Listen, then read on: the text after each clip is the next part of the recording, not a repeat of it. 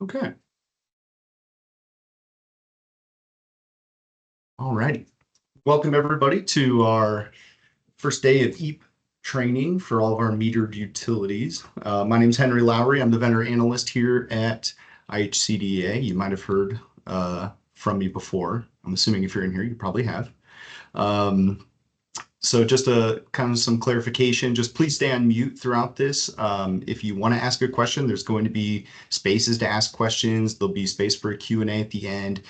Just going to ask that you use the raise hand function, and then we'll call on you before you come off mute. And then, or you're welcome to put them in the chat, either way. So you can be on screen with me, you can chat, whatever you'd like. So this is here to serve you and kind of go over some of our updates this season, but it's here for you. So ask questions, engage, anything you need. So see what we can do.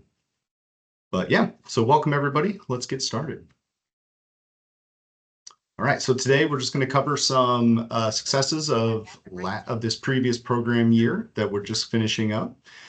We've got some pretty big changes coming for PY25 that's going to start here in the fall. We'll go over our most common questions and common issues that I've been receiving over the last couple of years.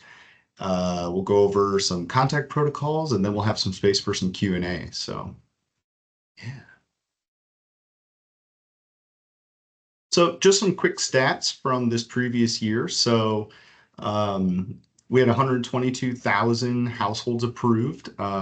These are not perfect numbers. They're being wrapped up as we speak.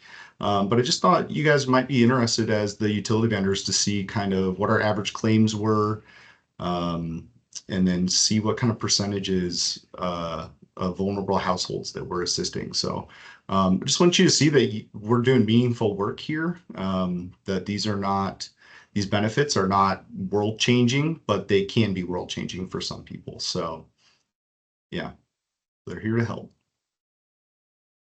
Yeah. Okay. So real quick, we're going to go over some timelines here, and then I'm going to go a little bit into details because some of you will notice that a little bit of this is different than last year and the years before. So October 1st is our opening day of the new season. This is when our online application goes live. And then our LSPs distribute mail-in applications to households who do not qualify as at risk. So on November 1st, that's when they can begin their in-person appointments. And that is the first time that you could see, as a utility vendor, you could see a transmittal. And then that is when notification letters will also be sent. December 1st is the start of moratorium protection. Very important for everybody to notice that. And that runs through March 15th. So, and through the end of that day. And that's the shutoff protection if you don't know. This year, April 14th is going to be the end of the EAP application season. That's going to be 1 month early, and then we'll go over some of those details here.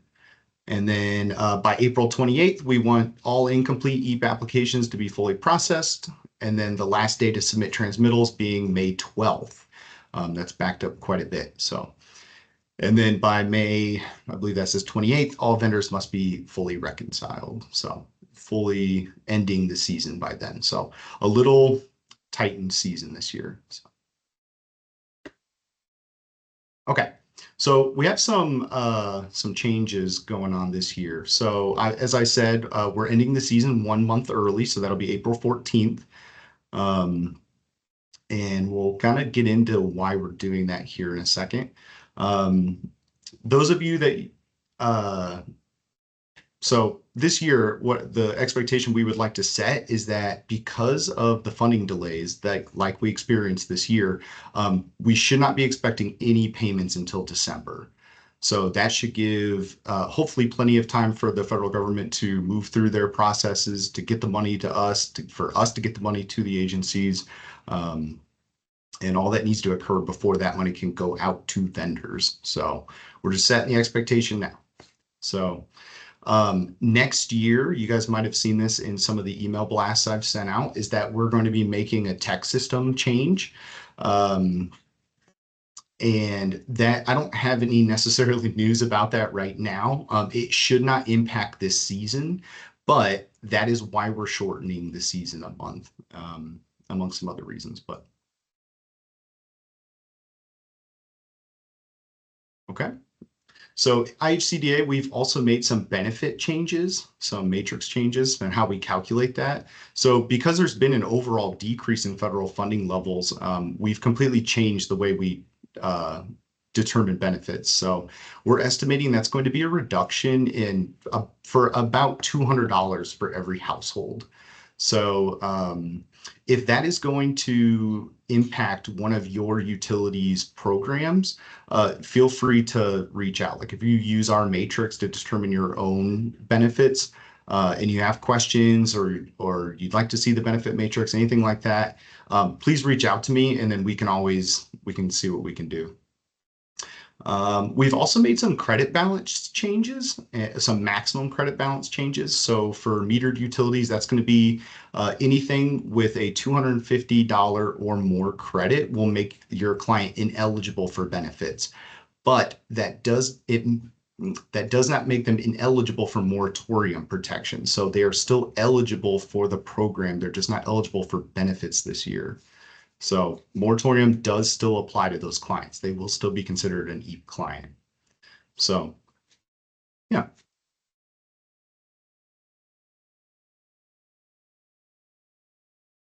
Okay, we have any quick break here for some questions. If anybody has questions on some of these upcoming changes. And again, please use the hand raise function, yep, or just put them in the chat. Jessica Brown. Thank you, Henry. So I actually have a quick question as it relates to the metered utilities $250 credit.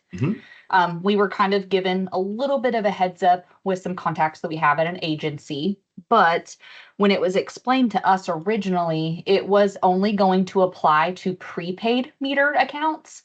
But based off of what you're saying, this will be for all of our members. Is that correct? Yes, unless Tom wants to chime in with some other details, yeah, this would apply to all EAP applicants. Okay, and then you mentioned that they would be ineligible for benefits this year. Does that mean period for the program year they will not qualify? However, they will be protected under moratorium? Correct, yes. Okay. We were under the impression that we would have to monitor the account per se to see like once they fell below a $250 credit, then they would get a payment. And we were trying to figure out what that would look like on our end. At least this year, that's yeah, that you won't have to monitor it. Yeah. Okay, perfect. That's my question. Thanks so much. Tom, did you want to chime in on that as well? Yeah, I just wanted to kind of clarify that historically we've kind of treated prepaid electric as kind of more like how we treat bulk fuel. So I'm not certain that this is actually going to apply to prepaid. I think we probably need to talk through that and issue a policy guidance. But mostly what we're looking at is traditionally billed metered electric and natural gas with this policy. So just wanted to offer that clarification there. And I'll send out a blast once we have that that policy exactly down. So you guys will all see that. So great. Just going from the top here, Penny Helton. Thank you, Henry. My question is about the no benefit customer. So they're protected, but they don't get a benefit. How does that look on the transmittal?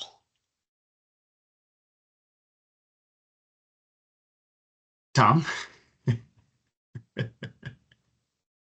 So we are working with Rowing on that, on having a transmittal that can kind of communicate that these are applicants who have been approved with a $0 benefit. It's similar to a procedure that we have had in the past, so it should be something that Rowing should be able to institute fairly easily, I would hope. because it's something that rowing is currently working on, I can't speak to exactly what that looks like. I will also put a shout out for the vendor portal. You should be able to see all your approved applicants through that vendor portal. Just as another way of communicating that. But yeah, we once we know for sure from rowing what that's going to look like, we'll definitely be in touch with more specific information on that. Great question. Yeah. Tammy Hobbs. I have a question about budget customers. So we have budget customers because our budget starts in July, and they may have a credit on their account, and it may be over 250 because it's not, maybe we've not had, gotten into the winter yet. Are they excluded from getting the help if they have that credit because their budget? So we're going to be looking at the actual credit. So if they've paid $250 ahead, then yes, that would render them ineligible. If it's just a matter of because they're on this budget plan, like their actual usage versus what they've been billed for is different. That's different. This is more if they're paying in excess of what they owe you. Okay, so that means they should be able to qualify because they are paying what their bill says. It's right. Just that it's building up for the winter. Mm-hmm. Exactly. Yeah, we're definitely kind of drawing that dichotomy between an actual credit that they've just been paying over and above what they're being billed versus these budget plans that kind of help to mitigate spikes in usage. Okay, thank you. Absolutely, thank you. Great questions. Amanda asked a question in the chat, but then said she got it, so we're good. Okay, let's move on. Okay, so we're going to get into some common questions and issues that I've been getting through the last couple of years. So this is our number one question that I get. I know because I track them, and the question is about how people deal with overpayment and refunds. So we require that anytime you send IHCDA money via check, that you use this summary form. Using this form makes it really easy and uniform for all vendors to provide information for refunds to us. It helps our claims and fiscal staff in tracking and accounting for all returned benefits, and then make sure those funds are applied back to the correct grant. So that reduces waste, it reduces time for us, and it makes sure the money gets back where it's supposed to go. So using this really speeds up when we do benefit transfers. So like when an applicant moves from one location to another, and from one utility to another as well. So this is hosted on our resource page, which I will have links to. I think I have links to this a couple times throughout this presentation, but I will also have that when I send out the cards and the recording and all of that. So that resource page is going to be key for finding a lot of the things we talk about today. So, but here's what the refund summary form looks like. It's pretty straightforward. We just ask that you print this out and then just include it with the check when you do send money back. As always, you can always reach out to me. I can always get you this as well.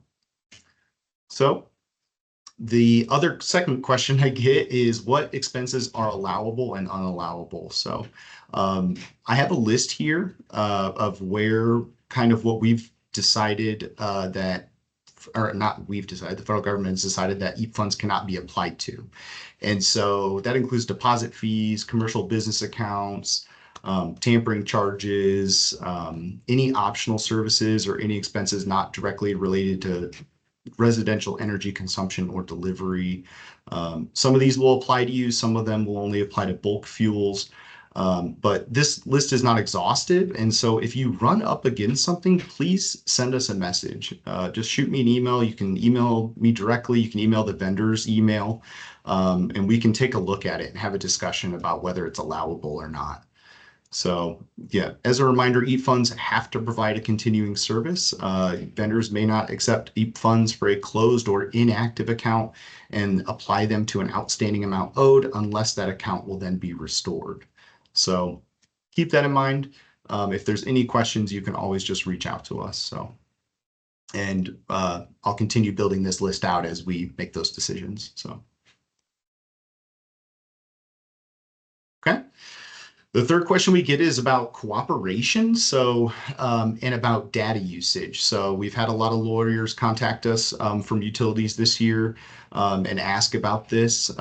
When your utility signed the MOA, you agree to cooperate with IHCDA and your local agency, the LSP, regarding sharing information about EAP applicant accounts. So that includes all energy consumption and cost, payment information, disconnect prevention and restoration of service, arrearage amounts, account statuses, and other data related to EAP. So all that data is federally mandated. So we could come ask for it at any time. If the LSP asks for it, you have to provide it. This is just in the MOA. So if your if your lawyers contact you, you can give them the MOA. It says it right in there. But as always, you can also route them to us for questions. So. Yeah. Does anybody have questions on these real common issues?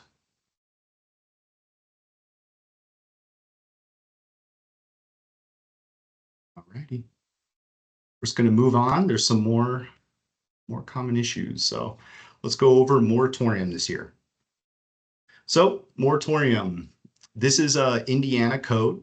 And for those that don't know, it ensures that electric and/or gas utility service is continued while eligibility is being determined for persons applying for LIHEAP assistance. So that means that is effective from December 1st through March 15th of every year. It applies to utility vendors who supply electricity or gas, and applies to municipally owned, privately owned, or cooperatively owned utility vendors. So everybody in this chat right now. So. Yep. So there are some instances where terminations of services are allowed. That's if it's requested by the customer of record, if there's dangerous or hazardous conditions for the property or the persons, upon any court order or by the IURC or any other public authority. If fraudulent or unauthorized use is detected and the utility has reasonable grounds to believe the customer is responsible. If the utility's regulating or measuring equipment has been tampered with and the utility has reasonable grounds to believe the customer is responsible for that. So a good point of practice for this would be to always loop IHCDA in, because we get a lot of, we might hear from that client, or we might hear from the LSP about this, removing the moratorium protection. So if that's going to happen, just loop us in. And then, if there's any issues, we can always talk about it. So better to just get ahead of it. Yep. So for moratorium, utility vendors and your local agencies need to have great communication to comply effectively for the moratorium requirements. So LSPs should be contacting the vendor to extend the moratorium protection prior to eligibility determination. But you're most likely to hear from your client rather before you hear from the agency. So clients should be given moratorium protection if they tell the vendor that an application has been submitted. So you should trust your client and then verify with your LSP. And you can do that by whatever you've worked out with LSP. So that might be by email, by phone. A really great way, if you're not using our vendor portal now has a whole client list of yours that have applied for energy assistance. So as long as they've completed the application, their name is in that list while their eligibility is being determined. So LSPs have 14 business days to complete application processing for in-person appointments and 15 calendar days to complete application process, 55 days to complete application processing for other application methods. So online or over the phone. So that's a pretty long time, like 55 days. So having this communication is really important. So trust but verify. I think that's what we want to push here. So LSPs should notify their vendor when an EAP eligibility has been determined so that a pledge can be entered or moratorium protection can be terminated if they're not eligible.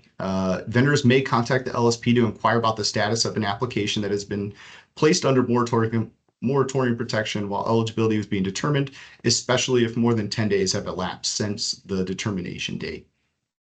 So some vendors extend this protection at the beginning of the EAP season. The law does not require this, but we appreciate what you do for your clients. So especially this past season when we had a lot of funding delays and a lot of payment delays, and we watched a lot of vendors just extend that protection just kind of unasked. And we really appreciate that, and your clients appreciate it too. So we know how hard that was. Does anybody have any specific moratorium questions?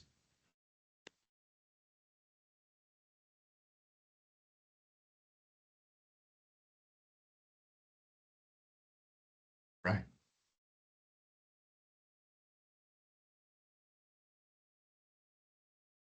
Okay.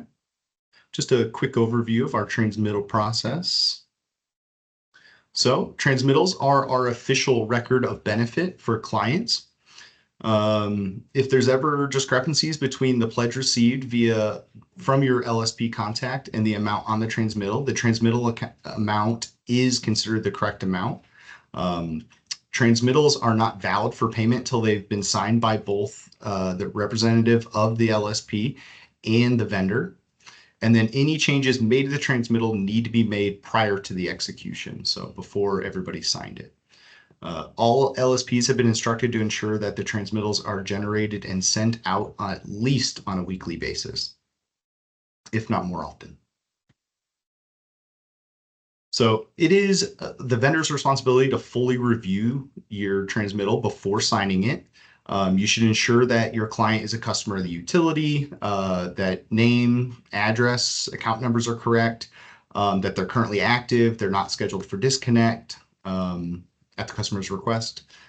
If there are any errors or any accounts that need to be removed, it's your responsibility to mark those changes directly on the transmittal and then adjust the total amount before signing and returning it to the LSP. So that's if you're doing it over email, marking it directly on there. If you're doing this on the vendor portal, it's just a couple of clicks to remove them.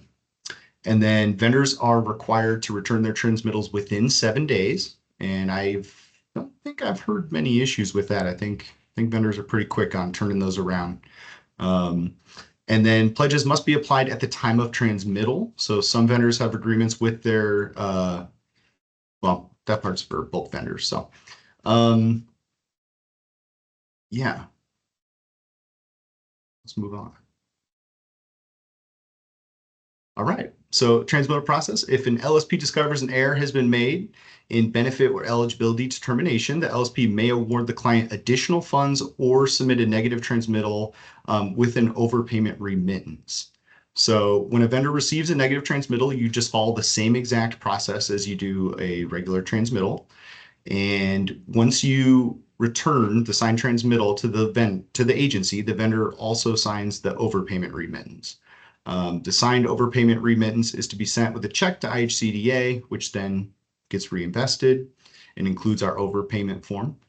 And vendors are justified to pass those charges on to the customer after returning any funds. So this is if there's an error in eligibility determination.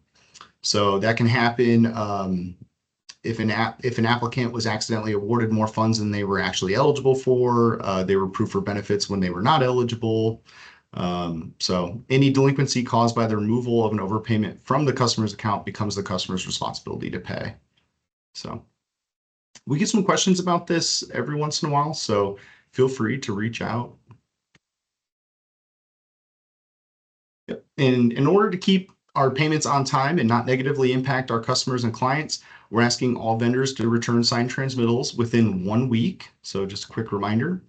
And then your claim notification emails will note which transmittals have been approved for payment and then the total for each transmittal. Those come from reset at ihcda.in.gov. And then you use those emails in conjunction with the transmittal reports for to correctly distribute funds and reconcile your claims. So that email from reset at IHCDA, if you are not getting those and you need to, because you need to, please contact me. I can get all that information updated. And just as a general reminder, if you have contact updates, please send them to me. We can get everybody the information that they need so that these can get done. So, and then please remember, no LIHEAP funds are ever to be released back to the customer. So all unused funds are to be sent back to IHCDA within 60 days of the account closing. So. Okay. Any transmittal questions? We have one in the chat. It says, can this presentation be emailed to us? Yes. So I'll be sending out all these cards. I'll be sending out resource pages and probably the recordings as well. So probably sometime next week.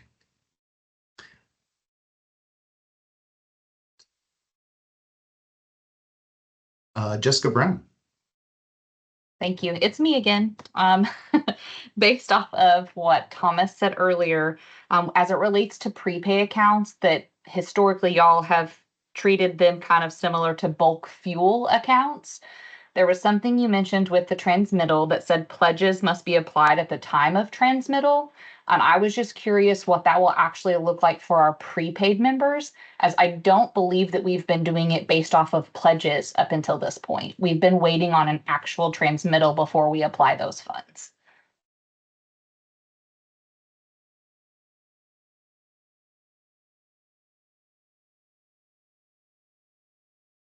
I'm sorry, can you say that last part again? Sure. So as it relates to a pledge that we receive for a prepaid account, we're actually not adding that money as a credit on their prepay account until we receive the actual transmittal, and then that's when it's getting posted. So it was mentioned just a second ago that the pledges must be applied at the time that they're received. Is that the actual transmittal and not a pledge? Yeah, that should be the transmittal. Okay. Yeah. Perfect. Yeah, I just wanted to clarify that. Yeah, the transmittal is when it's actually documented and in writing. So yeah, absolutely. When the transmittal is received, not necessarily just a phone call pledge or an email pledge even. The transmittal Yes. makes it official. Perfect. That's all I needed. Thank you so much. Absolutely. Right. Heather?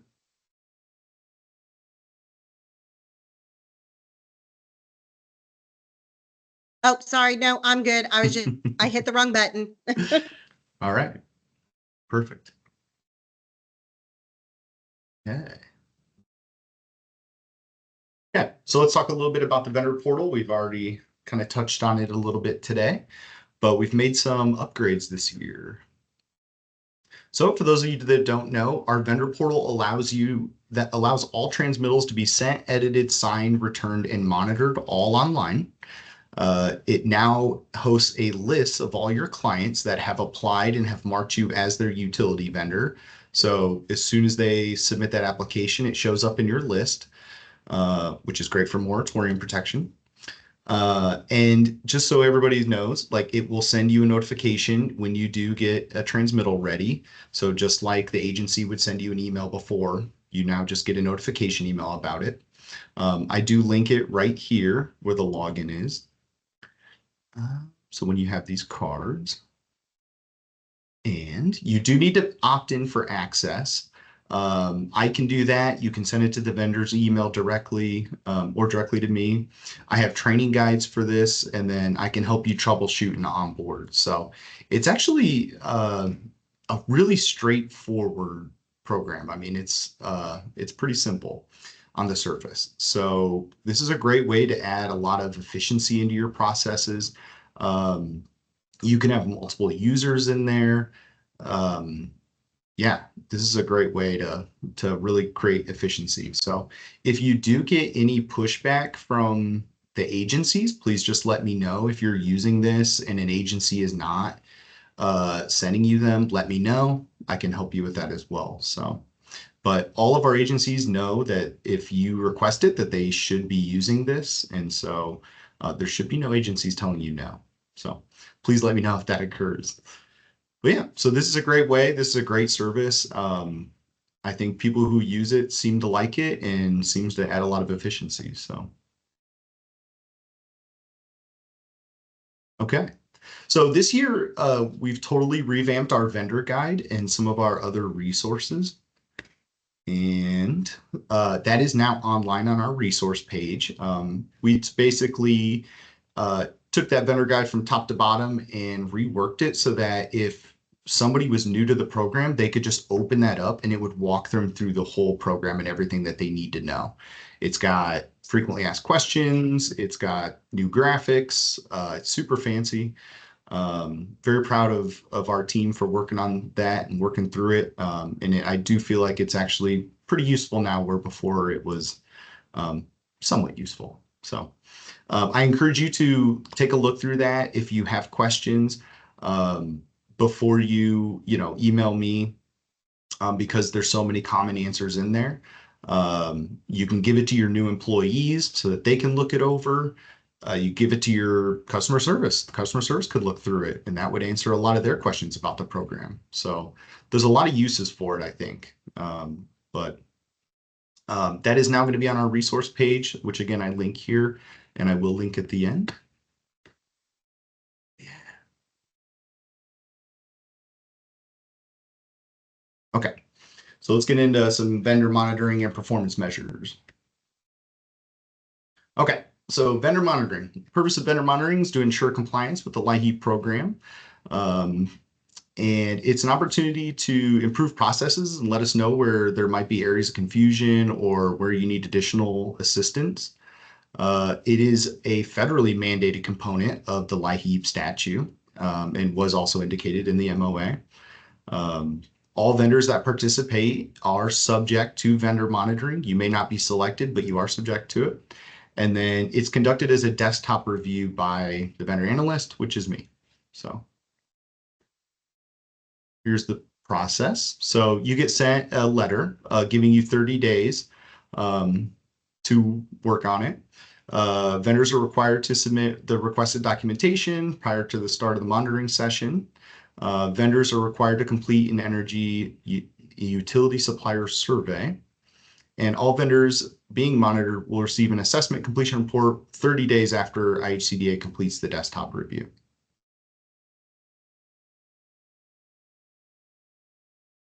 Okay, so some best practices for this. All vendors should create written processes to promote consistency and program integrity. In turn, those can be submitted at the time of monitoring to show your processes and program compliance. All vendors should perform internal quality assurance audits on EAP customer accounts. All vendors should create a system to ensure that unallowable expenses are not being paid using EAP funds. And then all vendors should create a 3-year record retention and destruction policy for all EAP documentation, including the electronic documentation. And then all vendors should strive to meet all reporting guidelines. And then this allows us to fulfill our federal reporting requirements and make effective program changes. So I know we didn't go too deep into what kind of content our monitoring is, but a lot of this helps us make our own policy. And so, the more feedback you give us in the survey, the better we can craft our own policies. And so I appreciate anybody that's taken part in that and really filled those out.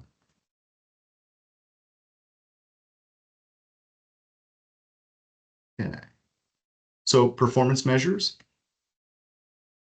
So collection of performance measures data is mandated by the LIHEAP statute as well.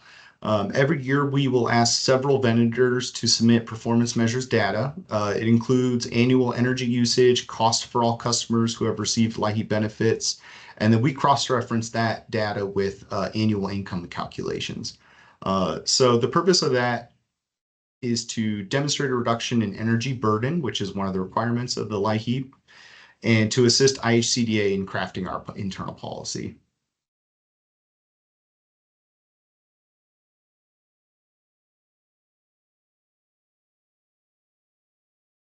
Okay, so we got a couple questions here. So if using the portal, will all files be saved for 3 years for look back?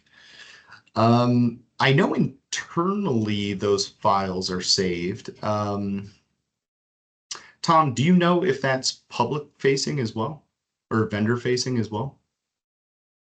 I don't know what that structure is like for the vendor portal, so that would definitely be a tech question for rowing as far as whether they're able to access that. But I can definitely assure you that that with our federal retention guidelines, that information is definitely retained for at least 3 years. Yeah, and I can dig in a little bit and ask. In fact, I think we're meeting with Rowing tomorrow and ask about that as well. So, yeah, great question. And then, do you assist in creating those processes and policies? Well, I would say Tom is probably the king of processes and policies. Although I do assist in creating some of them. Yes. If there was something specific, we could probably answer that, but yeah. I definitely look at this as a team project and not an autocracy. So yes, Henry definitely has a hand in this. He's being modest, and we definitely take feedback that we receive from our applicants, our subrecipients, and our vendors into consideration when we're crafting these. Absolutely. Okay. So just a few more little tidbits here. So 211. So for those that don't know, people can call 211 in Indiana and receive access to resources for assistance. So if your clients are struggling, it's a great first step in finding local resources for them to use. So one of the things that 211 now does is they can assist your client with starting the EAP application over the phone. Now, clients will still have to submit documentation to their local agency, but the rest of it can be done over the phone. So if you have elderly clients or anybody that struggles to use a computer, that can be a great way to get them started in the EAP program with the application moving, and then they can deal with the documentation a bunch of different ways. But 211 will guide them through that.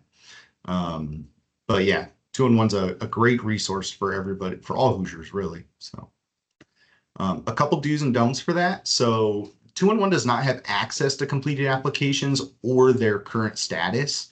All those questions should be sent to the local agency. So if a client applies on 211, they come back to you, you don't have any answers, they don't have any answers, don't send them back to 211. Send them to their local agency. That's the best way to get them answers. 211 also does not process any of the applications. They only fill them and then submit them to the LSP. So you can see they don't have a lot of answers, but they're really just a helpful resource on that. Now, they will have other local resources. So, they might be able to get further assistance that way, but they won't have any answers for EAP. Okay. So one of the things that we're kind of asking is that we are asking all of our utility vendors to have EAP program information on your website. So that's a great way when you have a struggling client. That's probably the first thing that they're going to do is pull up your website. But we want you to make sure that that information is accurate. So linking it to your local agency, linking it to 211, linking it to the application page. Those would be great ideas. So please, if you currently have that information, make sure it's not just linking it back to IHCDA. Make sure your links are going to good places, that it has accurate and updated information, accurate dates, all that kind of stuff. So if you have questions or would like to work on any of that, please let me know and I can help. So along with that, we have a marketing toolkit. This one right here, this one's outdated. This is changing. Bria is working on that right now. She told me. So this will be updated and online. So if you want to hand out information to your clients, we have that up there. And if you want ideas or just want to work through some of that, please let me know. We've heard a lot of different stuff I've heard a lot of different stuff over the last couple of years. I can help you troubleshoot some of those and come up with like a good plan to get this information to your clients.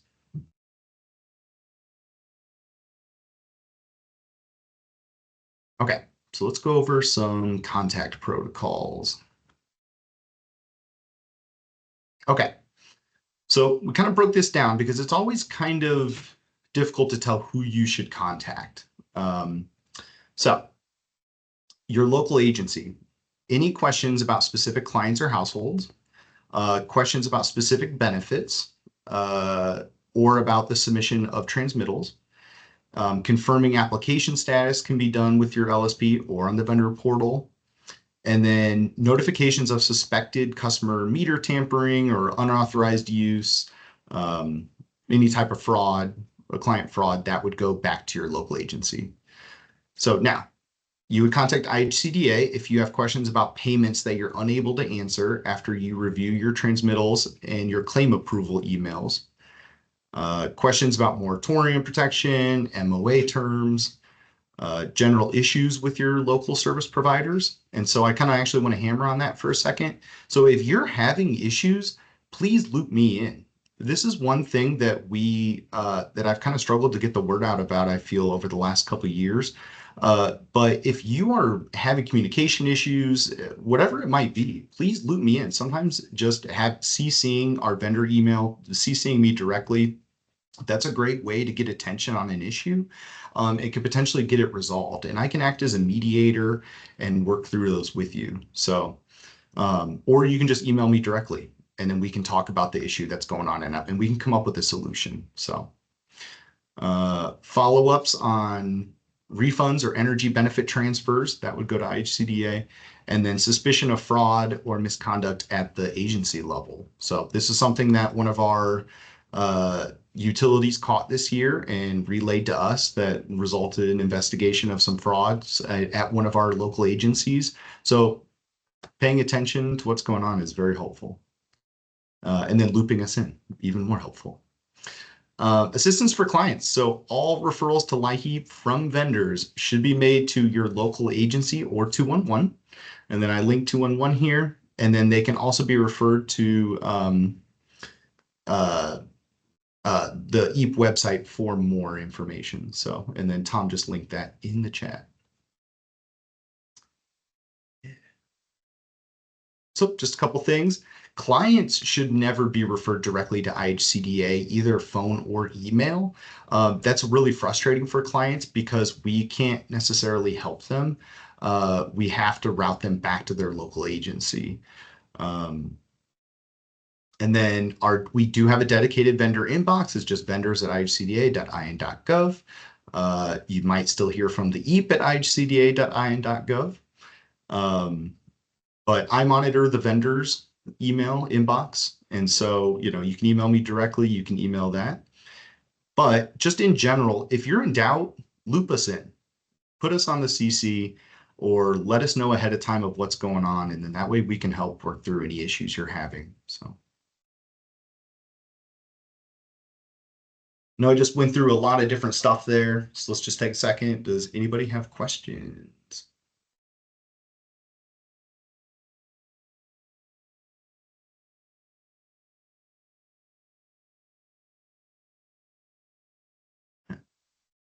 So I believe that's most of what we have today. So let's take a second. This will be our Q&A section. I know we went through a lot.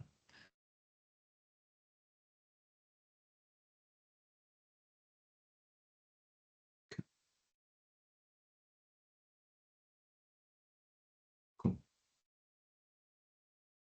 Okay. Well, I want to take a second here and just thank everybody. Oh, hang on, we just got a chat. So if we receive a transmittal with $0 with amount, will USF information be included? Jared, do you know what USF is, Tom? Oh, okay, Yeah, go ahead. Go ahead. Sorry. yeah, he's referring to the and Jared, correct me if I'm incorrect here, but I believe he's referring to the information that tells what the kind of the income tier is for Yes. their universal service fund. Correct. Yeah, we get discount. the tier designation from the file, and then place that on the account in order to determine the benefit discount. Yeah. So Jared, I think you might have come in a little bit late. I can't remember if we had already gone over at that point. We did say that we're working with Rowing on kind Okay. of those transmittals for where there might be $0 claims, just to indicate that someone qualifies but might not be getting a benefit for whatever reason. We don't know at this point because Rowing hasn't finalized that. We don't know what that looks like yet. I feel quite certain saying that yes, it absolutely should have that USF information.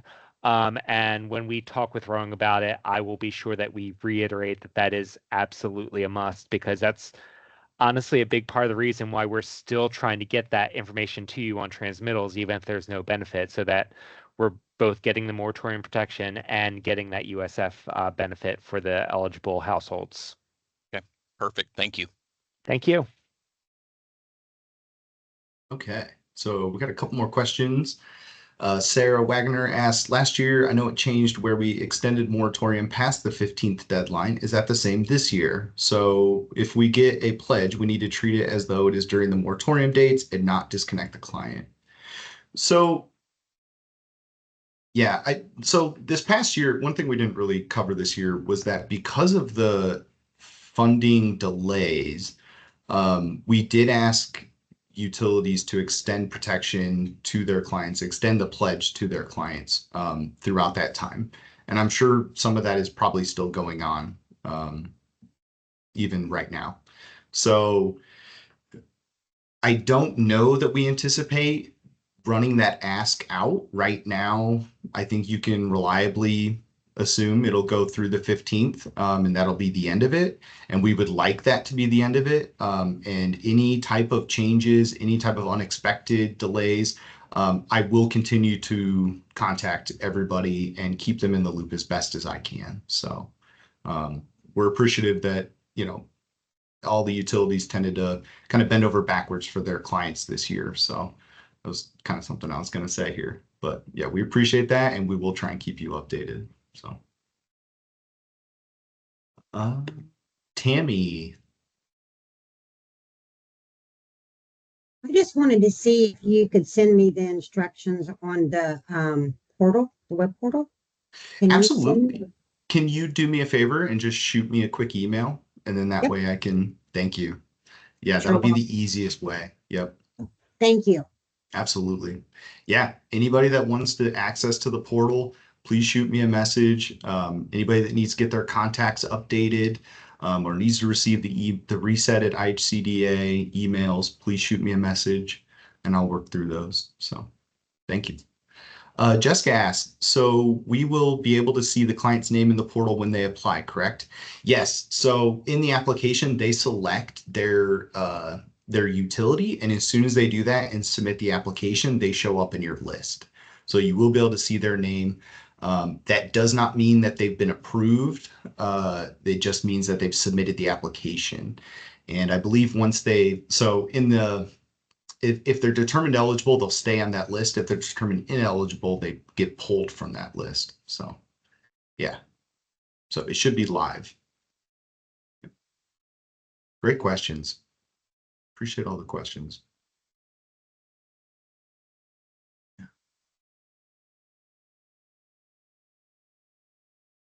Okay. Any other questions today?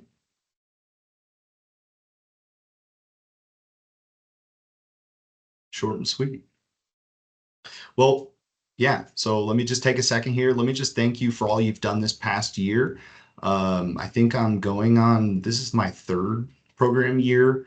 So I've gotten to know quite a few of you, and it's been real exciting and real fun building this out. And I'm looking forward to doing that again. And so I just want you to remember, if there's one thing you can take away, is that I'm here as a vendor analyst is my title. So I'm here for you. I'm here to work through issues and communicate with the 8 local agencies, on your behalf, to work through issues. So anything that's going on, loop me in, and that's what I'm going to try and do this season. So yeah, please keep us updated if there's any problems. But if you have any concerns, questions, email me directly. Email the vendors at IHCDA. We'll link you the resource page for all the energy assistance program. And then I can also work through all the vendor portal questions you may have and training for that. So with that, thanks for attending today. I hope everybody has a great rest of this summer, end of summer, and take care. Thank you.